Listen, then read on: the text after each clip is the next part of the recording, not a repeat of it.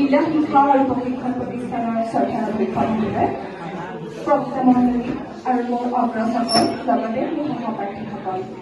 অগ্ৰজসকলে দুবছৰীয়া পাঠ্যক্ৰম অতিক্ৰম কৰাৰ লগতে আমাৰ লগত সহায় সহযোগিতাৰে যি সময় অতিবাহিত কৰি আজি এই ঘৰত উপস্থিত হৈছেহি